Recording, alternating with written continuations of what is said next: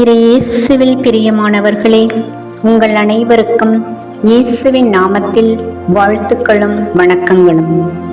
இன்று நவம்பர் 27ஆம் தேதி வியாழக்கிழமை.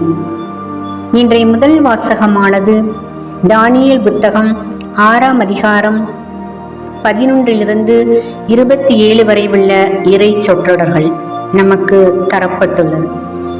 சிறையில் சிங்கத்தின் வாயிலிருந்த தானியேலை இறைவன் காப்பாற்றியதையும் அரசரின் மனமாற்றத்தையும் பற்றி கூறுகிறது. தானியேல் ஒரு ஜெப மனிதராக இருந்தார். இடைவிடாமல் மன்றாடினார். கடவுள் தானியேலின் உண்மையான ஜெபத்தை கேட்டார். அவரை சிங்கத்தின் வாயிலிருந்து தப்பிக்க வைத்தார். கடவுளின் வல்ல செயலை கண்ட தாரியு அரசர் மனம் மாறி நாடெங்கும் இஸ்ராயேலின் கடவுளை வணங்க அறிக்கை விடுகிறார். தானியேலின் அசைக்க முடியாத நம்பிக்கையும் கடவுள் மீது அவர் கொண்ட பற்றுறுதியும் நமக்கு எடுத்துக்காட்டாக கொடுக்கப்பட்டுள்ளது.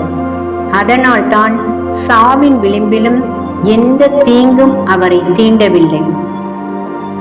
இன்றைய நற்செய்தியானது புனித லூக்கா 21ஆம் அதிகாரம் 20 28 வரை உள்ள இறை சொற்றொடர்கள் தரப்பட்டுள்ளன. எருசலேமின் அழிவை பற்றி பேசுகிறது. எருசலேம் என்றால் இயேசுவின் பாடுகள், இறப்பு, உயிர்ப்பு இவையே நம் மனதிற்கு வரும். இந்த இறைவார்த்தை 4 நற்செய்தி கருத்துக்களை கூறுகிறது. முதலாவது, எருசலேம் சுற்றி வளைக்கப்படும். அதாவது பகைவர்களின் படையால் சூழப்படுவதை காணும் போது அழிவு நெருங்கி வந்துவிட்டது என்று அடையாளம் காட்டுகிறார்.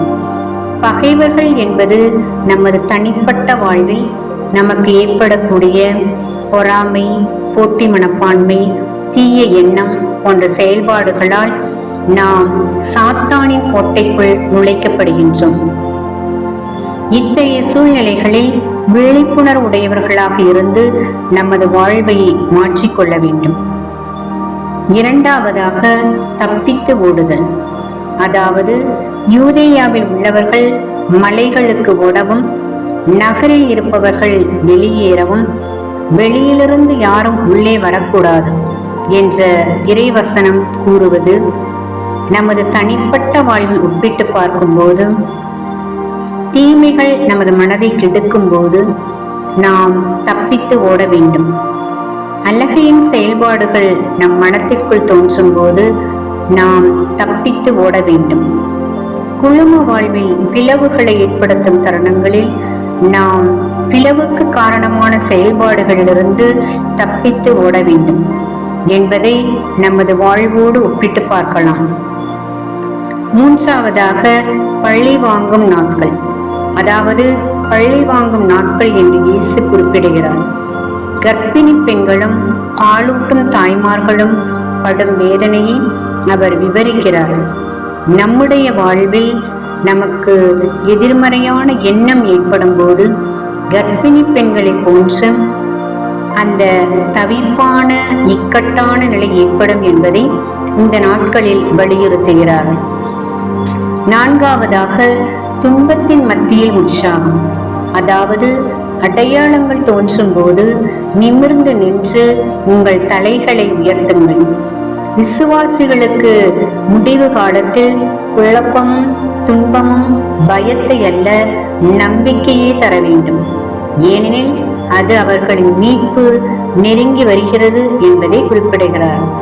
நம்முடைய துறவற வாழ்வில் ஏற்படும் துன்பங்கள், கஷ்டங்கள், வேதனைகள் அனைத்தும் மறுமையில் மாட்சியோடு ஒப்பிட்டு பார்க்கும்போது அது மிகுந்த உற்சாகத்தை நமக்கு தர வேண்டும் என்ற விசுவாசத்தை ஆழப்படுத்துகிறது.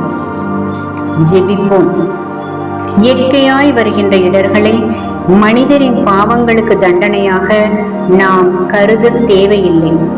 ஆயினும் நடைபெறக்கூடிய வன்முறைகள், மதம் சார்ந்த மோதல்கள், போர்கள் போன்ற செயல்பாடுகளுக்கு மனிதர்களே காரணம். இவற்றிலிருந்து அனைவரும் விடுபட உம் அருளை தந்திட இறைவா உம்மை மன்றாடுகின்றோம். ஆமென்.